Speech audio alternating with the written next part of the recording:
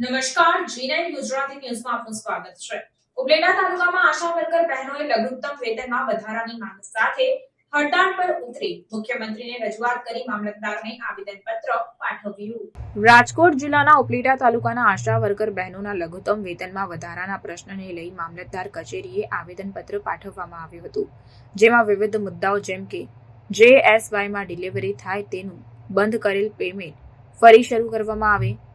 KPSY અને family સર્વેના વેતન સરકારે બંધ કરી દીધા છે તે શરૂ કરવામાં આવે, ફિક્સ પગાર ₹18,000 કરવામાં આવે, કામગીરીનો ચોક્કસ સમય નક્કી કરવામાં આવે, કોરોના વેક્સિનેશનની 100% કામગીરી કરી હોય જેનું વળતર હાલ સુધી મળેલ નથી તે વળતર ચૂકવવામાં આવે, તેમજ આ કામગીરી દરમિયાન પર્સનલ મોબાઈલ દ્વારા કરવામાં આવે છે, જેથી તમામ આશા વર્કર બહેનોને એક મોબાઈલ ફાળવવામાં આવે અને અનેક બાબતોને લઈને ઉપલેટાના આશા વર્કર બહેનો બહોળી સંખ્યામાં એકત્રિત થઈ મામલતદાર કચેરી ખાતે આવેદનપત્ર આપી મુખ્યમંત્રી અને સરકાર સમક્ષ રજૂઆતો કરી છે અને જો રાજ્ય સરકાર દ્વારા આશા વર્કર બહેનોના પ્રશ્નોનું નિરાકરણ લાવવામાં નહીં આવે ત્યાં સુધી તેઓ અચોક્કસ મુદ્દતની હડતાળ પર ઉતરી જશે તેવી ચીમકી પણ ઉચ્ચારી હતી. મારું નામ ચંદ્રવાડિયા નીરુ બી, ઉપલેટા અર્બન. આજે અમે ઉપલેટા તાલુકાના બધા બહેનો મળ્યા છીએ, આશા બહેનો જ ખાલી, બરોબર. અમારી માંગણીઓ એ છે કે અમારે 18,000 ફિક્સ, અને અમે કેટલા કામ એવા કરીએ છીએ કે જેનું અમને કાંઈ વળતર મળતું નથી.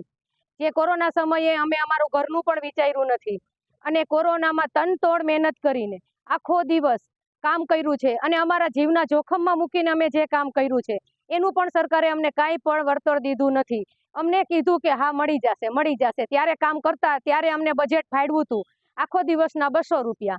ત્યારે અમને લેટર પેડે આપ્યો હતો પણ એ કાંઈ અમલમાં આવ્યું નથી. અને બીજું, અમારે એટલી કામગીરી અમારી ઉપર છે કે માતા જ્યારે પ્રેગ્નેન્ટ હોય બેન ત્યારથી અમારે એની તકેદારી રાખવાની કે બેનને ડિલિવરી થાય, બાળક આવે તો બાળકને પૂરેપૂરું વેક્સિનેશન કરાવવાનું, 5 વર્ષ સુધી એ બાળકનું વેક્સિનેશન પૂરેપૂરું કરાવીએ. બાકી અમારા વિસ્તારમાં જે પણ કાંઈ પણ આરોગ્યને લગતી કોઈ પણ કામ આવે એ માત્ર ને માત્ર આશા વર્કર સિવાય કોઈ કરતું નથી. અને આ બધી કામગીરી કરવા છતાં પણ અમારી સેલેરી સાવ ઓછી, અને જે 2500નો વધારો અમને આપ્યો છે એ પણ ટાઈમે આવતો નથી. 3-3, 4-4 મહિને આવે તો ઘણા બહેનો એવા પણ છે કે જે મહિના દિવસનો પગારની રાહ જોઈને બેઠા હોય, એના માટે તો એ નોકરી કરતા હોય, તો એ પણ અમને ટાઈમે આવે નહીં તો અમારે શું કરવું? એટલે અમે સરકારને ઉપર અમારી ખાસ રજૂઆત છે કે જ્યાં સુધી અમારા બધા પ્રશ્નો પૂરા નહીં થાય ત્યાં સુધી અમે કામથી અડગા રહેવાના છીએ અને અમારી બધી માંગણીઓ પૂરી થાય એવી સરકારને અપીલ છે.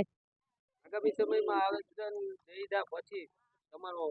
વાતનો નિકાલ નહીં આવે તો કોઈ બસ હવે વાતનો નિકાલ હજી પણ નહીં આવે તો આગળ અમે ઉગ્ર આંદોલન કરવાના છીએ અને આ વખતે તો જ્યાં સુધી અમારી માંગ પૂરી નહીં થાય ત્યાં સુધી અમે કામ ઉપર અડગા જ રહીએ છીએ અને અમે એક નહીં, ઓલ ગુજરાતના બધા આશા વર્કરો આ કામથી અડગા છીએ અને રહેવાના છીએ અને અમારી સાથે યુનિયન પણ છે, અમે એકલા નથી.